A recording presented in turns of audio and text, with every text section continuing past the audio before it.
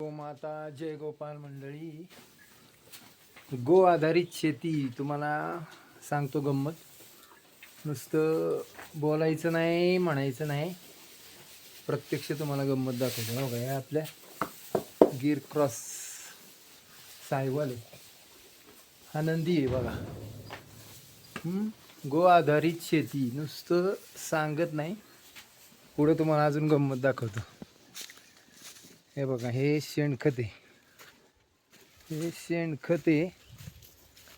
हे बघा, हे शेणखत आपण बघितलं का? गो आधारित शेती नुसती करत नाही, पुढचं तुम्हाला दाखवतो. ते शेणखत आपण कुठं टाकलंय माहिती का? ते शेणखत आपण लिंबांना टाकले.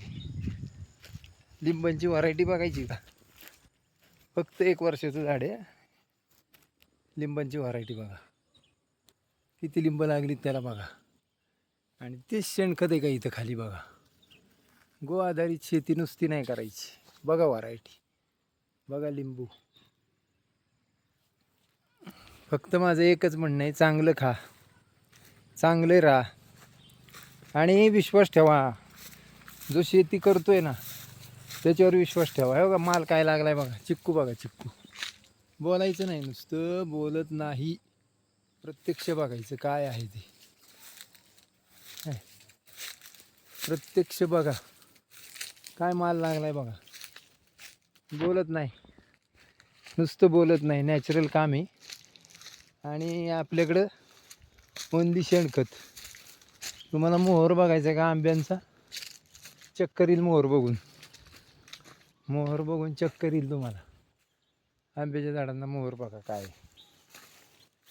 मोहर बघून चक्कर येईल. काय दिसतंय का? खोटं बोलायचं नाही, नुसतं बघा. बघा ही अशी झाडं सगळी गजबजलीत मोहराची. खोटं बोलायचं नाही, नाद करायचं नाही. जे आहे ते नॅचरल. फक्त चांगल्या माणसाकडनं घ्या आणि चांगल्या माणसाकडनं खा. आमचा एकच उपक्रम आहे, लोकांना चांगलं खायला द्यायचं. आमचं कमी खपू दे, काय विषय नाही. नुसती जाहिरात नाही करत, नॅचरल दाखवणार नाही, नॅचरलच खायला घालणार लोकांना. पुण्यपात्रात पाडायचे, पैसे नाही कमवायचे.